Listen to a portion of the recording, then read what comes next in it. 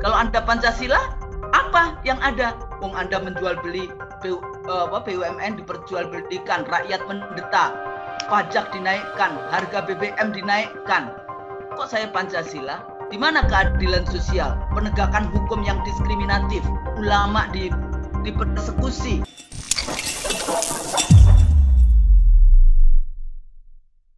Ya, jadi siapa yang berkepentingan? Rezim, tentu saja rezim yang berkuasa hari ini.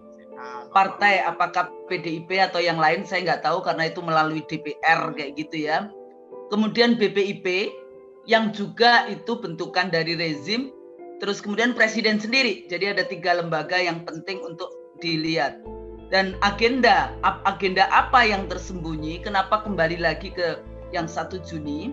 Ya, ini sebetulnya proses-proses yang terjadi 5 tahun 6 tahun terakhir ini ya, kalau kita melihat bagaimana sebetulnya mulai dari pemilu, apakah pemilunya kemarin itu bebas dan jujur, kekuasaan dari 3 kembar oligarki politik, oligarki ekonomi dan oligarki sosial yang ada, kemudian ada tanggung jawab membayar kepada, bahasa saya itu biasanya saya katakan doro bandarnya kayak gitu, yang minta undang-undang untuk atau ijon di dalam konteks yang lebih banyak difahami oleh masyarakat kita. Nah, apalagi kemudian sejak 9/11 konteks politik global ya, kemudian war on terror, kemudian deradikalisasi, Islamofobia, ini semuanya menjadi satu di dalam konteks bagaimana kemudian jargon-jargon politik dilakukan. Saya Pancasila. Kalau Anda melawan rezim, maka Anda dianggap melawan Pancasila. Di dalam low trust politik seperti ini, kemudian diam-diam membuat satu kesepakatan rancangan undang-undang dan tidak ada urgensi karena kita semua sedang perang melawan COVID, gitu ya, COVID-19. Nah, ini apakah balas dendam karena sebentar lagi akan tidak boleh lagi ikut atau apa di dalam konteks itu? Tapi kalau kita kembali lagi bangunan politik yang ada, ya jangan-jangan ini kembali lagi membaca bukunya instead of tadi memahami BPUPKI, BPUPK, Piagam Jakarta, PPKI, tapi lebih mengarah kepada Resopim, tulisannya Soekarno tentang revolusi sosialisme pimpinan. Nah, dibuka lagi kalau tadi pasal-pasal sudah disebutkan oleh Dr. Hidayat, Pak Hidayat, Nur Wahid, tapi coba kembali lagi. Ini apa sebetulnya? Karena menurut saya yang membuat draft rancangan undang-undang ini sama sekali ahistoris ya di dalam konteks itu. Apalagi pedoman yang tadi Bung Refli Harun mengatakan ini pedoman negara, hukum tertinggi yang mestinya yang ada di dalam pembukaan Undang-Undang Dasar 45 diturunkan menjadi undang-undang. Anda bisa bayangkan sebentar lagi ada rancangan undang-undang, kalau rancangan undang-undang haluan negara Pancasila diterima, nanti ada rancangan undang-undang haluan undang-undang dasar. Jadi sudah secara hukum berantakan. Nah, dalam konteks politik apa? Menurut saya persoalan identitas politik akhir-akhir ini, kekuatan Islam yang menguat, identitas Islam yang menguat gitu. Kenapa? Karena didolimi, ulamanya dipersekusi, dipidanakan, kemudian kita dilarang ngomong yang Pancasila dengan tafsir yang ada. Makanya saya selalu katakan, kelompok Islam, Anda tidak perlu yang namanya bikin negara baru, negara Islam. Anda rebut tafsir Pancasila itu sebagai tafsir negara Islam Madinah modern di dalam konteks itu. Nah, di sini menurut saya kontestasi tafsir itu menjadi sangat penting dan itu bersinggungan dengan kontestasi yang namanya politik ya.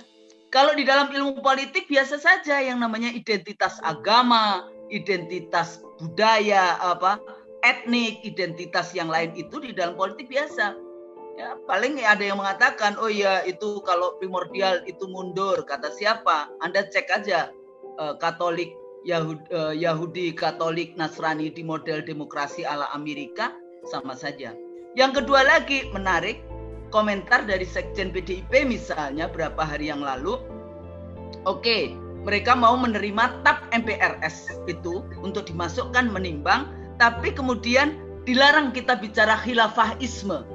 Mengerti apa? Apa itu khilafah? Kemudian sekarang yang kita praktekkan di Indonesia ini model khilafah apa? Kalau Anda melarang agama dipisahkan dengan negara, agama dipisahkan dengan politik, itu namanya khilafah Kristen Protestan. Cara berpikir negara barat waktu itu Weberian di dalam konteks ini. Tapi yang Katolik Vatikan enggak. Anda kalau Katolik, Anda lahir, Anda dibaptis, Anda otomatis menjadi warga negara Vatikan juga. Jadi double warga negara di dalam konteks itu. Ya, jadi kalau kita sekarang bicara tentang khilafah itu kepemimpinan, khilafah itu sistem pemerintahan, mari kita duduk bersama, itu nama di dalam konteks itu. Terus dilarang kita bicara tentang itu. Ya, jadi dalam konteks ini mari kita pelajari.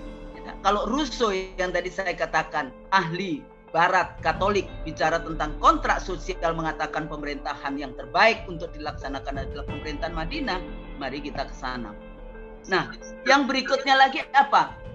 Mungkin nanti Pak Hidayat tolong dipelajari kembali, karena di TAP MPRS itu ada perintah untuk mempelajari pemikiran-pemikiran Soekarno yang sebetulnya dilarang. Jadi tidak ada misalnya tentang PKI, tentang komunisme, bukan tentang PKI, komunisme, marhainisme, bahkan kerjasama dengan negara-negara yang berhubungan ya, yang dengan ideologi komunisme itu juga ada. Ya. Cuma waktu itu katanya sudah dibentuk tim untuk meneliti